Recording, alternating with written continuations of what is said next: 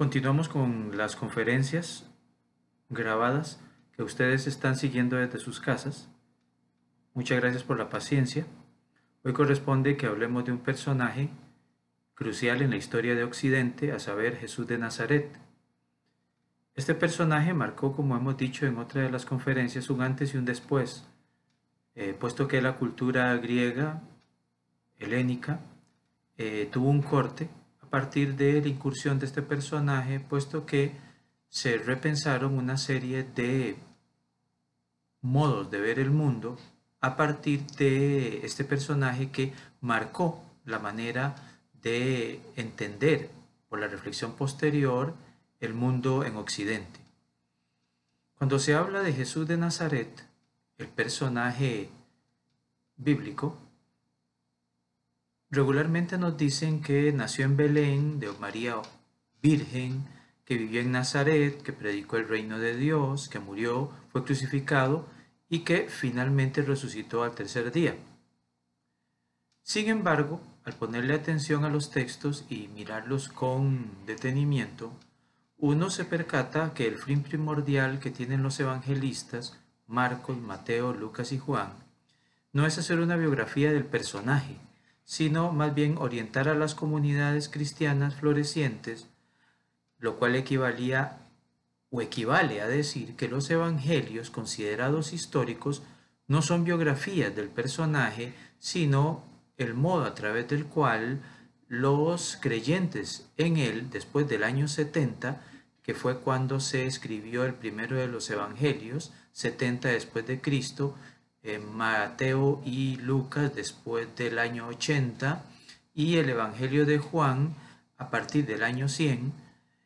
dan testimonio de cómo esas comunidades interpretaron al personaje. Muchos creyentes sostienen que, en cuanto a creyentes, la experiencia de seguimiento de Jesús es el argumento último para decir algo o para negarlo en torno al personaje. Los estudiosos, creyentes y no creyentes, no parecen ponerse de acuerdo a este respecto sobre muchos detalles más bien de la vida y mensaje de Jesús, aunque podría decirse de momento varias cosas. La primera de ellas es que la investigación histórico-crítica que trata de recuperar al Jesús histórico y que nació en el año de 1970 aproximadamente en Italia, buscó, como invento de la teología, llamar a este personaje, a esta investigación, el Jesús histórico. El asunto es que no existe un César histórico, un Alejandro Magno histórico, un Buda histórico, puesto que de alguna u otra forma es Buda, Alejandro o César estudiado a lo largo de los procedimientos o recursos o herramientas de la historia los que nos permiten a nosotros asumir a Jesús como cualquier otro personaje de la historia. Sabemos que hay, no muchas, pero sí hay detalles considerables que nos hablan de este personaje, tanto en la literatura no evangélica como en la literatura evangélica. Por ejemplo, podríamos decir que en un primer momento aparecen las referencias extrabíblicas, que si bien son escasas, las hay. El historiador Tácito, romano, dedicó unas líneas a Cristo por su, comillas, superstición perniciosa, en relación, desde luego, con el incendio de Roma por el emperador Nerón y la ejecución de Cristo en tiempos del procurador Poncio Pilato, siendo emperador Tiberio. Por su parte, Suetonio, alrededor del año 69, y no sabemos cuándo murió, habla de la expulsión de los judíos de Roma por el emperador Claudio, debido a un tal, latín, Christus. El historiador judío, Flavio Josefo, del 38 al 100 vivió, habla de un Jesús como un hombre sabio. Sin embargo, aunque los estudiosos sostienen que el texto que le menciona fue incorporado por los comentaristas cristianos, está claro que esa interpolación mezcló modificaciones al texto. Sin embargo, en la misma obra de Flavio Josefo, se habla de la condena a muerte de Santiago, el hermano de Jesús, sí, hermano de madre y padre, en este sentido sanguíneo, puesto que la palabra griega que se usa es adelphos, y en el griego hay muchas palabras para determinar el rango o nivel de parentesco. Hay palabras para referirse a primos, padres, hijos, abuelos, inclusive hermanos. No así en el hebreo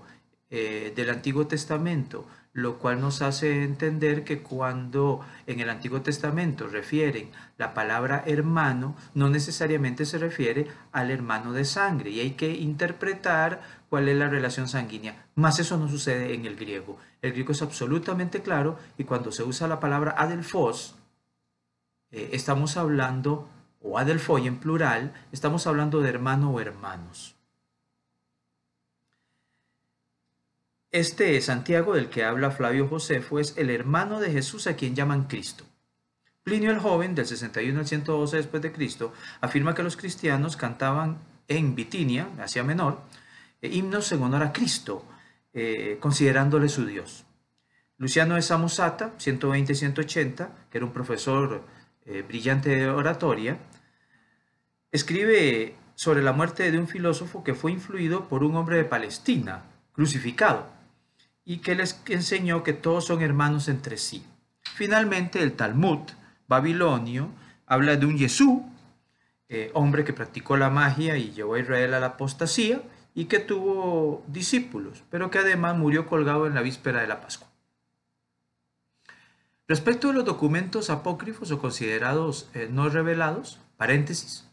en términos literarios y en términos de estudio, la investigación crítica, no hay evangelios estrictamente canónicos y estrictamente apócrifos. Lo que hay son evangelios en grandes cantidades, aunque nos hayan dicho en otras ocasiones que solo existen los evangelios canónicos. Eso es lo que aceptó la gran iglesia desde los orígenes, puesto que Mateo, Marcos, Lucas y Juan son los más antiguos. Sin embargo, no son los únicos. Cuando se quiere tener una visión, una perspectiva de este personaje, urge metodológicamente asumir tanto los evangelios canónicos como los evangelios apócrifos, porque a fin de cuentas todos los evangelios y la obra o la literatura posterior relacionada con estos textos es una fuente importante para poder conocer cómo las comunidades interpretaron a lo largo de los siglos al personaje. Sin embargo, cuando nos concentramos en los textos apócrifos, se dice que hay afirmaciones generadas o introducidas específicamente por la fórmula Jesús dijo, lo cual da una matriz a través de la que se reformulan muchos intereses, incluidos por ejemplo los gnósticos. Y desde luego tenemos las referencias del Nuevo Testamento que hablan del ministerio y de la vida terrestre de Jesús, también los escritos de Pablo, 14 de las cartas, 7 que son autógrafas o escritas por él y otras 7 que son pseudoepigráficas, es decir, no escritas por él aunque atribuidas. Es interesante observar que Pablo señala que él es un discípulo, comillas, como un aborto, y se le ha considerado el segundo hijo de Dios, puesto que a fin de cuentas de él dependió el querigma o la predicación en torno a la muerte, entierro y resurrección del personaje. Está claro que la última cena con los discípulos, con la cual cierran muchas de las obras, indicando la importancia de esa reunión, son explicaciones teológicas ante un dato posterior tratando de ser reinterpretado para darle un sentido después del momento dificilísimo que debieron haber vivido los discípulos tras la condena del personaje a una muerte de cruz propia de seres o de personajes a lo largo de y de individuos sometidos al Imperio Romano por sedición. ¿Cómo era la situación de Palestina en el año 1? Galilea era fundamentalmente agrícola, estaba alejada del ambiente de la capital, que era Jerusalén, y desde luego estaba rodeada de paganos. Hablo de Galilea. Ahora, en vez de mezclarse con esto, los galileos aumentaron en el fondo sus tendencias nacionalistas judías. Al sentirse rodeados por extranjeros, los galileos creían que eran los mejores cumplidores de los deberes religiosos judíos, inclusive mejores que los de Jerusalén. Eran los mejores cumplidores del amor a Yahvé y por supuesto, su único Dios, y por supuesto de la Torá. Para entender mejor, la Torá es lo que los creyentes cristianos,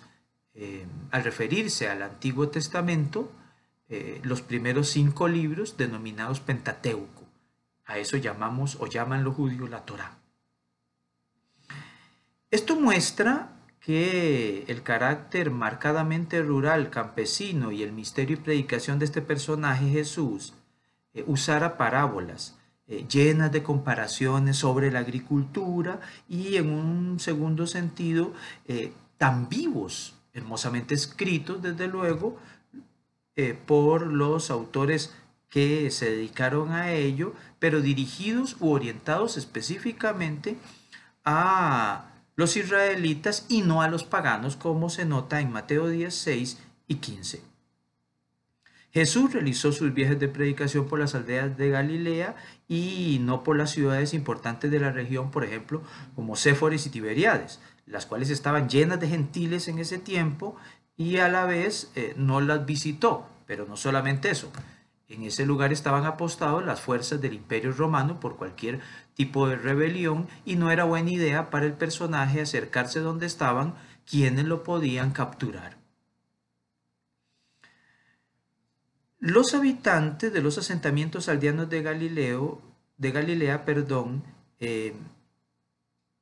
miraban a Jesús como un auténtico israelita y comparaba a otros como lejanos de la vivencia estricta del judaísmo de su tiempo. Es decir, los demás estaban, parecía, contaminados por el contacto con los paganos, con los no judíos. Mientras que en las ciudades importantes de Galilea, donde la población era mixta, compuesta de israelitas y gentiles, teóricamente hablando, había una especie de sincretismo y mezcla de ideas religiosas, plausiblemente hablando, que no eran la perspectiva o el sentido correcto para Jesús y muchos de sus seguidores y de comunidades que estaban en sintonía con este carácter conservador propio de personas llamadas como pueblo a ser la voz de Dios en el mundo y en algún momento establecer una teocracia. Sin embargo, es importante entender que los judíos, o serlo, implicaba estar protegido por la ley romana. En tiempos de Vespasiano, sin embargo, tras la derrota judía del año 70 y dadas las revueltas contabilizadas, alrededor de 10 a 15 líderes o mesías políticos religiosos desde el año 100 a.C. y durante el siglo I después de Cristo, hay ese movimiento y lleva finalmente a la aniquilación o destrucción del templo. De tal modo que después del año 70, el dinero destinado al santuario, al templo de Jerusalén, pasó a ser una contribución al Estado, ¿no? Es lo llamado fiscus judaicos. Ni siquiera entonces se eliminaron otras exenciones. Esta situación duró probablemente hasta la época de Trajano en el año 117 después de Cristo, año en que las rebeliones de los judíos contra el imperio llevó en Chipre, Libia y Egipto a que esos privilegios fueran recortados tras el aplastamiento de las revueltas. Durante el reinado de Adriano, después de la terrible derrota de los judíos ante Roma tras su segunda gran revuelta en el 135 después de Cristo, esos privilegios fueron absolutamente eliminados y los judíos fueron aplastados literalmente en todos los rincones del imperio, inclusive hasta Qumran, que era una de las comunidades importantes judías aisladas porque se consideraban más cercanas al espíritu del judaísmo y lo vivían de manera aislada como comunidad de iniciados, y ellos inclusive no pudieron librarse de los tentáculos del Imperio Romano y de la ira que desató en Adriano esas revueltas tan feroces y tan constantes, las cuales fueron vividas a lo largo de prácticamente siglos, y que en un momento determinado llevó a Adriano, el emperador, con gran interés por la filosofía y parte de la dinastía de los Antoninos, Antonino Pío, él y luego Marco Aurelio,